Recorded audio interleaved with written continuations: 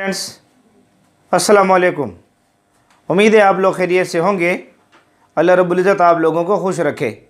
देखें, हमने एस.एन.पी. Block element की सीरीज़ को एंड कर लिया है और एस.एन.पी. ब्लॉक एलिमेंट की सीरीज़ के ऊपर जितने लेक्चर थे के बोर्ड कंटेंट के, वो तकरीबन हम सारे दे चुके हैं।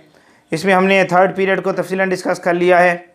Alkali metal, alkaline earth metal, carbon family, hydrogen family हम तफसीलन डिस्कस कर चुके हैं। इन सब के लिंक्स इंशाल्लाह मैं प्ले लिस्ट में दे दूँगा, आप ज़रूर इन वीडियोज़ को चेक करें।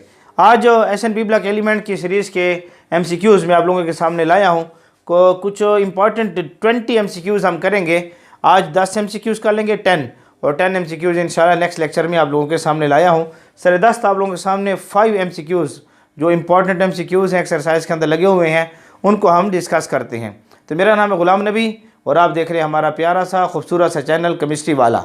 देखिए, हमारे पास एस.एन.पी. ब्लॉक एलिमेंट का सीरीज़ के लेक्चर नंबर 72 है और एक्सरसाइज के जो MCQs है उस पर मैं लेक्चर नंबर 01 आपके सामने लाया हूँ।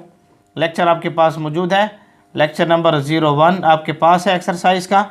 सबसे पहली जो एक्सरसाइज का MCQs आप लोगों के सामने है एस.एन.पी. ब्लॉक एलिमेंट की सीरीज़ का। सबसे पहले कहना चाहता है आपसे कि electronegativity of beryllium is approximately equal to that of, कहता है बेरिलियम की इलेक्ट्रोनेगेटिविटी, बेरिलियम की जो इलेक्ट्रोनेगेटिविटी हमारे सामने आती है वो तकरीबन अप्रॉक्सीमेटली से क्या मुराद है, मैंने अप्रॉक्स लिखा हुआ है, अप्रॉक्सीमेटली से मुराद लें तकरीबन वो बराबर है, किसके बराबर है। तो आपको पता होना चाहिए कि पहला जो MCQs है इसके हिंट्स मैं यहाँ लिख रहा हूँ, आप यहाँ इसको चेक कर रहे होंगे। पहले MCQs के हिंट्स जो हैं यहाँ लिख रहा हूँ, आपको नज़र आ रहा होगा उम्मीद है। यहाँ पर देखें बेरिलियम जो है ना, आपको पता है किस तरह आपके पास जो है ये लाई बेब नी आपके सामने आता है, लाई बेब नी, और ने मैग अल सिप्स और क्लार, ये आपके सामने था। मैंने आपको जो जब लेक्चर स्टार्ट किए थे थर्ड पीरियड, और उसमें मैंने आप लोगों को समझाया था कि यहाँ पर जो है ये ने मैगल सिप्स क्लार ये दूसरे पीरियड हमारे पास है और ये हमारे पास थर्ड पीरियड हमारे पास है, थर्ड पीरियड। और पहला पीरियड जो था वो ये पहले ऑब्जेक्टिव के हिंट्स आपके सामने आ रहे हैं। अब यहाँ पर चेक करें कि ये बेरिलियम और एल्यूमिनियम के दरमियान डायगोनल रिलेशनशिप है। बेरिलियम और एल्यूमिनियम के दरमियान यहाँ पर जो रिलेशनशिप है वो क्या है, डायगोनल रिलेशनशिप है। और डायगोनल रिलेशनशिप से मुराद क्या होता है कि इनकी खुसूसियात आपस में मिलती हैं। क्यों, इनका साइज़ आपस में क्या होता है, कुछ ना कुछ जो है आपस में मैच करता है, मिलता है। तो बहरहाल हम ये देखते हैं कि ग्रुप नंबर फर्स्ट जो ऊपर वाले ग्रुप और नेक्स्ट पीरियड का जो नेक्स्ट ग्रुप का जो दूसरा एलिमेंट है, यानी इस ग्रुप का पहला एलिमेंट और नेक्स्ट ग्रुप का जो दूसरे एलिमेंट्स हैं, इनकी प्रॉपर्टीज़ आपस में मिलती हैं। तो इनकी प्रॉपर्टीज मिलने की वजह क्या है कि इलेक्ट्रोनेगेटिविटी सेम है। बेरिलियम की इलेक्ट्रोनेगेटिविटी जो हमारे पास है बेरिलियम की तकरीबन 1.57 है।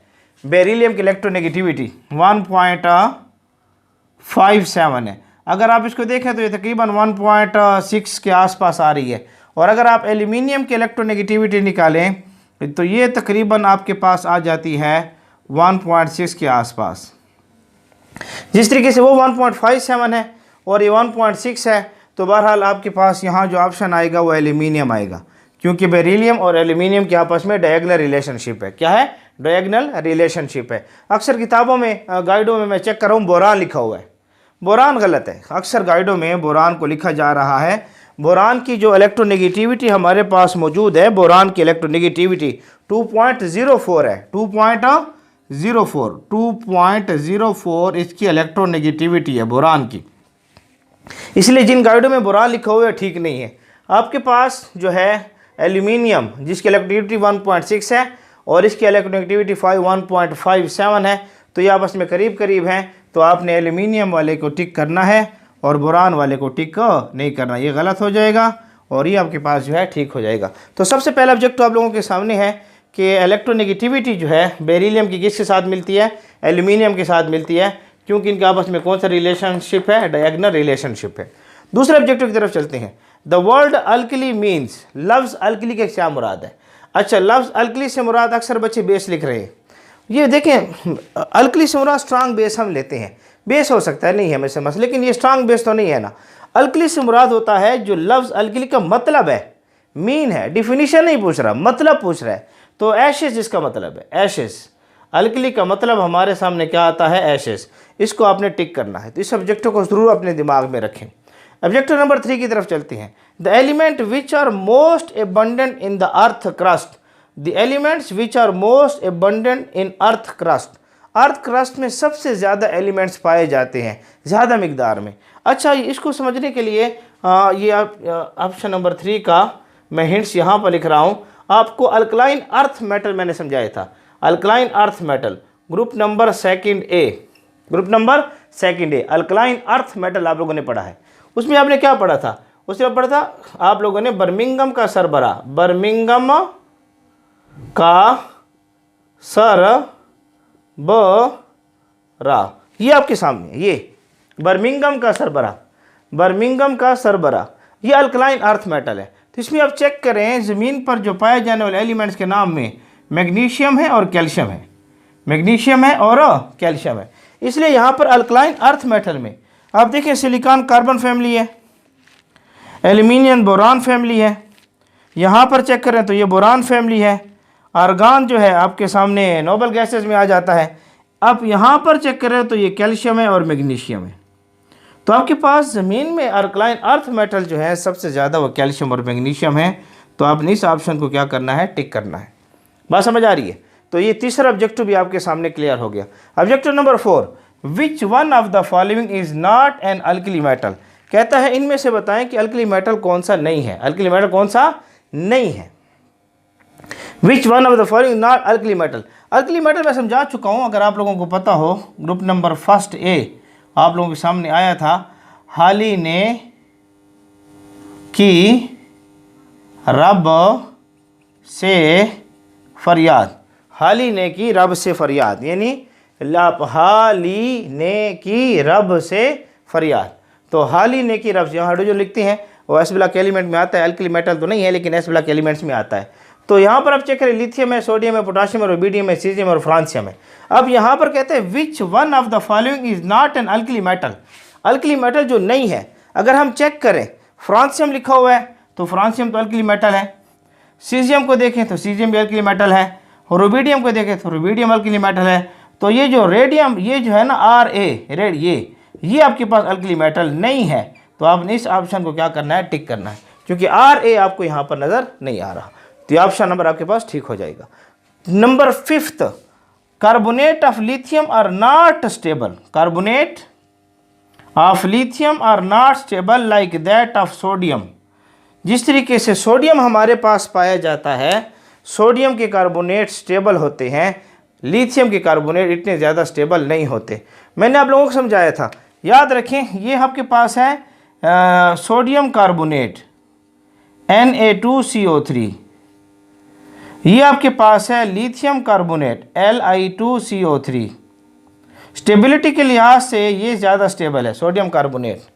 उसकी वजह क्या है, मैंने आप लोगों को समझाया था कि जो लिथियम है ना, लिथियम इसका साइज स्मॉल है, सोडियम का साइज बड़ा है, लिथियम का साइज स्मॉल है, और साइज स्मॉल होने की वजह से लिथियम की जो चार्ज डेंसिटी है, लिथियम की जो चार्ज डेंसिटी है वो ज़्यादा है, और इस वजह से ये कार्बोनेट के इलेक्ट्रॉनों को अपनी तरफ ज़्यादा खींचेगा, कार्बोनेट को ज़्यादा डिस्टॉर्ट करेगा, इसकी शक्ल में बदमज़गी लाएगा, शक्ल को ख़राब करेगा। तो लिथियम जो है कार्बोनेट के स्ट्रक्चर को डिस्टॉर्ट करता है। क्यों? चार्ज डेंसिटी ज़्यादा है, स्मॉलर साइज होने की वजह से। सोडियम ये डिस्टॉर्टनेस नहीं लाता, लिथियम लाता है। इस वजह से लिथियम कार्बोनेट्स की जो स्टेबिलिटी है वो सोडियम कार्बोनेट से कम है। तो चार्ज डेंसिटी इसका फैक्टर है, high charge density, high charge density. तो ये ऑब्जेक्टिव नंबर 5 आपके सामने आ गया है। मैं साइट पर हो गया हूँ, इनके स्क्रीनशॉट लेना चाहते हो तो ले लें, या इसको नोट करना चाहते हो तो नोट कर लें। तब तक आप इसको नोट करें, जल्दी से स्क्रीनशॉट लेना चाहते हो तो ले लें। मैं आपके लिए लाता हूँ इंशाअल्लाह अज़ीज़ मज़ीद 5 ऑब्जेक्टिव। उम्मीद है आप लोगों ने उनको नोट कर लिया होगा। आपके सामने मज़ीद 5 ऑब्जेक्टिव आ चुके हैं जी 5 ऑब्जेक्टिव हल करने के बाद ऑब्जेक्टिव नंबर 6 की तरफ हम चलते हैं। ऑब्जेक्टिव नंबर 6 में आपसे क्या कहता है, कहता है विच one of the following metal sulphate is not soluble in water. कहता है मेटल सल्फेट, ये 4 मेटल सल्फेट हैं, sodium sulphate, potassium sulphate, barium sulphate और जिंक सल्फेट। कहता है इन मेटल सल्फेट में आपके पास जो है कौन से ऐसे हैं जो आपके पास which one of the following most metal sulphate is not soluble in water, जो पानी के अंदर हल नहीं है, जो पानी के अंदर हल नहीं हो सकते। यानी आपने इनमें से देखना है एक ऐसा है जो कि पानी के अंदर हल नहीं हो सकता। अच्छा, इसकी सॉल्युबिलिटी मैं तफसीलन डिस्कस कर चुका हूँ आप लोगों के सामने। सॉल्युबिलिटी के लिए हमने यहाँ पर, आप हिंट्स की तरफ आएँ, यहाँ पर 6 की हिंट्स मैं लिखने जा रहा हूँ, थोड़ा सा तवज्जो से आप बैठें। आपके पास जो है यहाँ पर है, अच्छा ये तो जिंक जो है ना, इसको तो आप छोड़ दें, ये जो है ना जिंक, ये तो ट्रांजिशन मेटल्स में आता है। किस में आता है? ट्रांजिशन मेटल में आता है, इसको आप छोड़ दें। सॉल्युबिलिटी जो कम है हमारे पास, यहाँ जो मैंने आपको समझाया था अगर याद हो, सोडियम है, पोटाशियम है और हाली ने की रब से फरियाद। तो यहाँ बर्मिंघम का सरबरा, बर्मिंघम का सरबरा, ये। अब आप चेक करें तो यहाँ पर ये जो ग्रुप नंबर 2 हमारे सामने मौजूद है, यहाँ पर सोडियम और पोटाशियम का आप चेक करें, ये सोडियम का साइज़ है, ये पोटाशियम का साइज़ है। साइज़ आपके सामने पोटाशियम का बड़ा है, सोडियम का छोटा है। उसके बाद अगर बेरियम को चेक करें, ये बेरियम का साइज़ है, बेरियम का साइज़ मैं आपको समझा चुका हूँ पिछले लेक्चरों में। आप 3rd पीरियड को हमारे ज़रूर चेक करें, प्लेलिस्ट की तैयार है, आप हमारे चैनल केमिस्ट्री वाले पर जाएं और इसकी लेक्चरों को ज़रूर चेक करें। तो बेरियम सल्फेट में अगर आप चेक करें, सल्फेट जो है ये बड़ा आयन है। सल्फेट यहाँ पर आपके पास जो सल्फेट है ये बड़ा आयन है, ये। और यहाँ अगर आप चेक करें सल्फेट को, सल्फेट एक बड़ा आयन है। और यहाँ चेक करें सल्फेट को, तो सल्फेट एक बड़ा आयन है। अजान हो जाएगी, अजान होने के बाद लेक्चर को स्टार्ट लेते हैं। अल्लाह अकबर, अल्लाह अकबर, अल्लाह अकबर, अल्लाह अकबर, अशहदु अल्ला इलाहा इल्लल्लाह, अशहदु अल्ला इलाहा इल्लल्लाह, सल्लल्लाहु अलैहि वसल्लम, अशहदु अन्ना मुहम्मद रसूलुल्लाह, सल्लल्लाहु अलैहि वसल्लम, अशहदु अन्ना मुहम्मद रसूलुल्लाह, ला हौला वला कुव्वता इल्ला बिल्लाह, ला हौला वला कुव्वता इल्ला बिल्लाह, ला हौला वला कुव्वता, ला हौला वला कुव्वता इल्ला बिल्लाह, अल्लाहु अकबर, अल्लाहु अकबर, ला इलाहा इल्लल्लाह, अल्लाहुम्मा रब्ब हाज़िहि दावति ताम्मा सलातिल काइमा आति मुहम्मदिन वसीलत वल फज़ीला। अच्छा जी, हमने यहाँ पर देखें ये जो सल्फेट आयन है ना, ये बड़ा आयन है। और सॉल्युबिलिटी के लिए ज़रूरी है कि मेटल आयन और सल्फेट आयन के दरमियान फ़र्क हो। जितना मेटल आयन और सल्फेट आयन के दरमियान फ़र्क होगा उतना उसकी सॉल्युबिलिटी ज़्यादा होगी। यहाँ पर देखें, यहाँ मेटल और सल्फेट आयन के दरमियान फ़र्क है, यहाँ ज़्यादा है। यहाँ थोड़ा सा फ़र्क और कम हो गया क्योंकि इसका साइज़ बढ़ रहा है। और यहाँ पर फ़र्क और भी कम हो गया है पॉजिटिव आयन और नेगेटिव आयन के दरमियान। और सल्फेट आयन और मेटल आयन के दरमियान फ़र्क जितना कम होगा उसकी सॉल्युबिलिटी उतनी कम होगी। तो यहाँ पर आप चेक करें, ये बेरियम सल्फेट है, यहाँ पर इसका आयन और इसका आयन, ये दोनों बड़े आयन हैं। ये बड़ा एन आयन है और ये बड़ा कैट आयन है, इसलिए आपके दरमियान, इनके दरमियान फ़र्क कम है, इन आयन के दरमियान फ़र्क कम है। तो फ़र्क कम होगा तो सॉल्युबिलिटी कम होगी। यहाँ पर देखिए ये छोटा आयन है और ये आपके पास बड़ा आयन है। ये आपके पास थोड़ा सा बड़ा हो गया है लेकिन ये बहुत बड़ा है, अभी तक भी फ़र्क है। तो जितना ये फ़र्क होता जाएगा ना, ये छोटा हो जाएगा, ये छोटा है, इतना बड़ा नहीं है। जितना ये फ़र्क होता जाएगा उतना सॉल्युबिलिटी ज़्यादा होगी। जितना ये फ़र्क जो है ख़त्म होता जाएगा, यानी कैट आयन और एन आयन के दरमियान, उसकी सॉल्युबिलिटी कम होती जाएगी। तो सबसे ज़्यादा जो है कम सॉल्युबल जो है, जो सॉल्युबल नहीं है पानी के अंदर जो है, वो हमारे सामने क्या है, आपके पास बेरियम सल्फेट है, बेरियम सल्फेट। उसके बाद नेक्स्ट ऑब्जेक्टिव की तरफ हम चलते हैं। नेक्स्ट ऑब्जेक्टिव है विच one of the following alkali metal form only normal oxide with oxygen. अच्छा, इसके लिए जो है मैंने आप लोगों को ये समझाया था कि आपके पास यहाँ लिथियम है, सोडियम है, पोटाशियम है, रुबिडियम है, सीजियम है। नीचे जाने से साइज़ बड़ा होता है। नीचे जाने से साइज़ क्या होता है, बड़ा होता है। जितना हम पीरियड ग्रुप में नीचे जाएंगे साइज़ बड़ा होता जाएगा। जितना साइज़ बड़ा होता जाएगा ऑक्सीजन को रखने की कैपेसिटी उतनी ज़्यादा होगी। इस वजह से जो छोटे साइज़ वाले होते हैं ये नॉर्मल ऑक्साइड बनाते हैं, ये हमें नॉर्मल ऑक्साइड बना कर देते हैं। नॉर्मल ऑक्साइड सोडियम जो है ये नॉर्मल ऑक्साइड भी बनाता है, साथ साथ पर ऑक्साइड भी बना कर देता है। सोडियम N से मुराद नॉर्मल, O से मुराद ऑक्साइड, और पर ऑक्साइड बनाता है।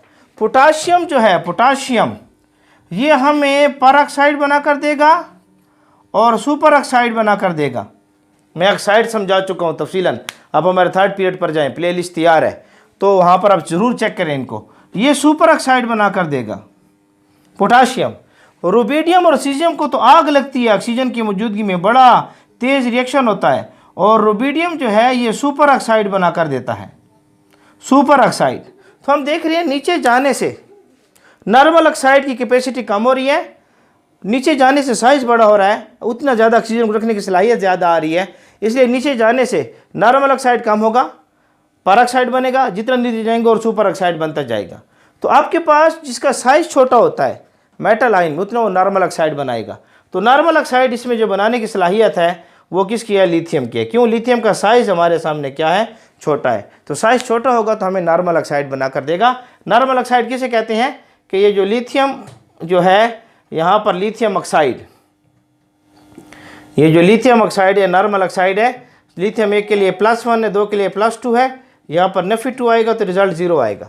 तो ऑक्सीजन जब -2 शो करे तो इसको हम नॉर्मल ऑक्साइड का नाम देते हैं। क्या नाम देते हैं, नॉर्मल ऑक्साइड। बहरहाल मैं इन ऑक्साइड्स के ऊपर तफसील लेक्चर दे चुका हूँ, इंशाल्लाह थर्ड पीरियड का लिंक मैं इसी लेक्चर के दौरान दे दूंगा, आप हमारे थर्ड पीरियड को ज़रूर चेक करें। तो आपके सामने यहाँ पर जो ऑप्शन है कि लिथियम जो है ये नॉर्मल ऑक्साइड बनाता है, पोटाशियम जो है ये पर ऑक्साइड भी बनाता है और सुपर ऑक्साइड भी बनाता है, सोडियम नॉर्मल ऑक्साइड भी बनाता है और पर ऑक्साइड बनाता है, रुबिडियम ये इसको तो आग लग जाती है, बड़ा एक्सोथर्मिक रिएक्शन होता है और इसी वजह से ये हमें अक्सर जो है सुपर ऑक्साइड बनाकर देता है। तो बहरहाल आपके पास ऑप्शन जो है ये है। ऑक्साइड को देखना है तो इंशाल्लाह हमारे लेक्चरों को जरूर चेक करें, थर्ड पीरियड में लिंक साथ दे दूंगा। Option objective number 8, strongest oxidising agent among the, कहते हैं इनमें ऑक्सीडाइजिंग एजेंट स्ट्रॉन्गेस्ट हमारे सामने कौन है, कौन सा है। मैं इसको साफ कर देता हूँ। ये जो है हिंट्स जो है आपने उम्मीद नोट कर लिए होंगे, या वीडियो को पास करके आप नोट भी कर भी सकते हैं। आपके पास जो स्ट्रॉन्गेस्ट ऑक्सीडाइजिंग एजेंट है, OA से मुराद ऑक्सीडाइजिंग एजेंट। देखिए आपको मैंने ये समझाया था कि हम ग्रुप में जितने भी नीचे आते हैं ऑक्सीडाइजिंग एजेंट के ऊपर मैंने तफसीलन बात की हुई है, फ्लोरीन, क्लोरीन, ब्रोमीन, आयोडीन। तो ऑक्सीडाइजिंग एजेंट की प्रॉपर्टी ये होती है, जितना हम ग्रुप में नीचे आते हैं, ग्रुप में नीचे आने से ऑक्सीडाइजिंग एजेंट की प्रॉपर्टी जो है ये क्या होती है, कम होती है। सबसे ज़्यादा स्ट्रॉन्गेस्ट ऑक्सीडाइजिंग एजेंट हमारे सामने क्या है, फ्लोरीन। तो यहाँ पर ऑप्शन जो हमारे पास आएगा स्ट्रॉन्ग ऑक्सीडाइजिंग एजेंट हालोजन में, तो हमारे सामने किसको ऑप्शन को टिक करेंगे, फ्लोरीन को। Fluorine is the strongest oxidising agent है। हाँ, अगर यहाँ पर ऑक्सीडाइजिंग एजेंट की बजाय आपकी किताब ने रिड्यूसिंग एजेंट भी लिखा हुआ है और अक्सर गाइडें फिर भी फ्लोरीन लिखती है ना, अगर रिड्यूसिंग एजेंट पूछ रहा है, रिड्यूसिंग एजेंट के लिए स्ट्रॉन्गेस्ट रिड्यूसिंग एजेंट आपके पास आयोडीन है, फिर आपने आयोडीन को क्या करना है, टिक करना है। तो इन दो ऑब्जेक्टों का ख्याल रखें, ऑक्सीडाइजिंग एजेंट है तो फ्लोरीन, रिड्यूसिंग एजेंट पूछ रहा है तो आयोडीन। हाँ, आयोडाइड आयन की बात करेगा तो उसमें फिर मैं क्लियर करवा चुका हूँ, इसके उलट सफ़र होगा, इसके उलट सफ़र होगा। Iodide ion strongest oxidising agent, iodide ion हमारे सामने सबसे ज़्यादा strongest oxidising agent iodide ion है। ये आयोडीन, फ्लोरीन, क्लोरीन, हालोजन की बात कर रहा है, हेलाइड आयन की बात नहीं कर रहा। इस वजह से हालोजन में स्ट्रॉन्गेस्ट ऑक्सीडाइजिंग एजेंट फ्लोरीन है, रिड्यूसिंग एजेंट आपके पास आयोडीन है। इस तरीके से अगर मैं हेलाइड आयन की बात करता हूँ, किसकी बात करता हूँ, हेलाइड आयन की, यानी मैं आपके पास X और नेगेटिव का नाम लेता हूँ, X है और नेगेटिव, यानी आपके पास आयोडाइड आयन, आयोडाइड आयन है, ब्रोमाइड आयन है, क्लोराइड आयन है और फ्लोराइड आयन है। तो उस वक्त जो आपके पास एजेंट आएगा रिड्यूसिंग एजेंट, सबसे स्ट्रॉन्गेस्ट रिड्यूसिंग एजेंट जो है आपके सामने ही आएगा। ये रिड्यूसिंग एजेंट आपके सामने आएंगे। इस पॉइंट्स को आपने नोट करना है। यहाँ हालोजेंस की बात कर रहा है, हालोजेन से मुराद सिर्फ और सिर्फ एक्स होगी, इसके ऊपर नेगेटिव आयन को हम तस्वर नहीं करेंगे। हालोजेन से मुराद सिर्फ और सिर्फ हमारा क्या होगा, एक्स होगा। तो ऑक्सीडाइजिंग एजेंट आपके पास फ्लोरीन आएगा। उसके बाद objective number 9, which is the highest melting point. Which is the highest melting point, किसका मेल्टिंग पॉइंट हाई है, जिसमें कोवेलेंट करेक्टर कम होगा। यहाँ याद रखें आपके पास सोडियम सोडियम सोडियम और सोडियम दिया गया है। यहाँ पर सोडियम है, यहाँ पर सोडियम है, यहाँ पर सोडियम है और यहाँ पर सोडियम है। 4 सोडियम दिए गए हैं। एक तरफ आपको लगाया गया है फ्लोरीन, एक तरफ लगाया गया है क्लोरीन, एक तरफ लगाया गया है ब्रोमीन और एक तरफ लगाया गया है आयोडीन। अब यहाँ पर मेटल आयन जो है ना वो सब में सेम है। और आपको मैं फेजान रूल समझा चुका हूँ। आप यूट्यूब पर जाएं और लिखें वाई बेरिलियम क्लोराइड जो है आयानिक है, कोवेलेंट है। बेरिलियम क्लोराइड जो आयानिक है, कोवेलेंट है, उसको आप थोड़ा डिस्कस करें। तो why beryllium chloride is covalent, उसमें फेजान रूल को तफसीलन डिस्कस कर चुका हूँ। बात समझ आ रही है? तो आप यूट्यूब पर जाएं और why beryllium chloride is covalent को लिखें, वहाँ फेजान रूल आपके सामने आ जाएगा, वहाँ डिस्कस हो जाएगा। वहाँ पर ये कहता है कि आपके पास ये जो है ना, ये जिसको आप नेगेटिव आयन का नाम देते हैं, जिसको आप एन आयन का नाम देते हैं, ये एन आयन जो है नीचे जाने से बड़ा होता है। और जितना एन आयन बड़ा होगा उतना उसमें कोवेलेंट करैक्टर ज़्यादा होगा। एन आयन जितना छोटा होगा उसमें कोवेलेंट करैक्टर कम होगा।